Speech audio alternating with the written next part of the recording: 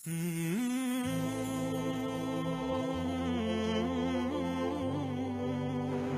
kadang-kadang kita kata kita cinta Allah, tapi kita cinta juga dunia. Kita memadukan cinta Allah dengan cinta dunia. Tapi sahabat Nabi tak. Sikit cinta dunia pun tak ada zahir daripada hati mereka. Allah wujud sepenuhnya daripada kehidupan mereka. Tuan-tuan, sebab mereka melalui zaman yang mana Allah tarbiyah iman mereka. Sayyidina Bilal radhiyallahu ta'ala anhu, satu orang sahabat yang rendah kedudukan dia, satu orang sahabat yang hamba saja, satu orang sahabat yang tak ada apa-apa. Dia ni tuan-tuan, bila mana Allah masuk dalam hati dia, bila mana dia mula mencintai Allah, di saat dia dihamparkan di tengah padang pasir, di saat dia dicemeti bergila-gila, sehingga orang yang pukul dia pun dah penat dan ditukar berganti-ganti. Apa yang keluar daripada mulut Bilal ketika mana dia dipukul? Apa keluar daripada mulut Bilal ketika mana dia dihempak batu? Tuan-tuan boleh bayang tak kalau kita kena macam tu? Siapa di kalangan kita pernah semayang dan pernah kena ludah masa semayang? Kita tak rasa kan? Bilal cuma kata Allah tu Tuhan. Dia dibaring dan dihamparkan dekat tengah padang pasir. Dia diangkat dan dihempakkan batu atas dada dia. Apa perkataan yang keluar daripada mulut dia, tuan-tuan? Dia tak keluar daripada mulut dia, tolong aku, sakit ni. Dia tak kata, lepaskan aku, seksa ni.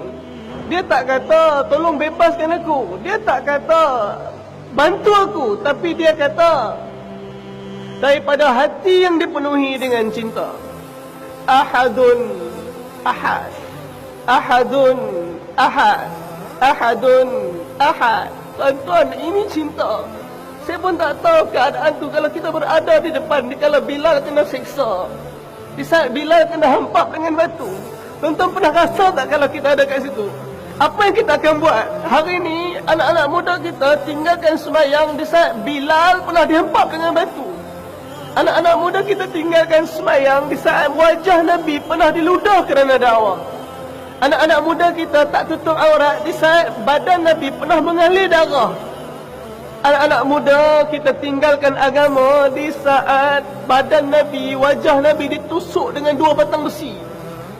Anak-anak muda kita tinggalkan agama tanpa rasa apa-apa salah daripada keadaan agama. Tuan-tuan, Bilal kata ahadun ahad, yang satu-satunya, yang satu-satunya.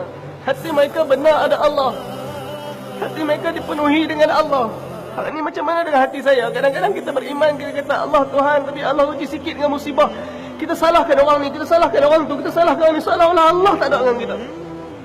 Tuan-tuan, kita semua nak balik pada Allah dengan iman yang macam mana? Kita semua nak balik pada Allah dengan iman anak-anak kita yang macam mana? Kadang-kadang kita lebihkan tuition anak-anak kita.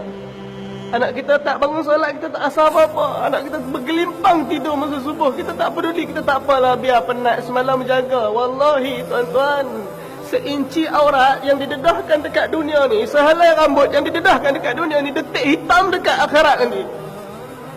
Sekarang dunia sedih sekejap, sekarang dunia menangis sekejap, sekarang dunia ketawa sekejap, tapi dekat akhirat abadan abada, selama-lamanya. Neraka bukan tempat yang kecil.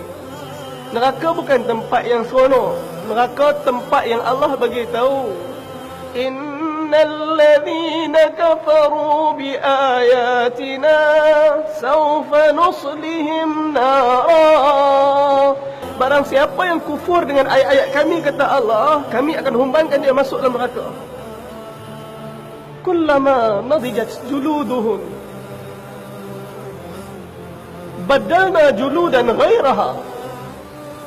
Kemudian tak kala kulit dia hangus dibakar, kata Allah, kami akan ganti dengan kulit yang lain dan kami akan kembali bakar sehingga mereka merasakan azab, dan itulah azab daripada Tuhan. Tuan-tuan, ini perkara yang Nabi risaukan, ini perkara yang sahabat-sahabat takutkan, ini perkara yang mereka hidupkan.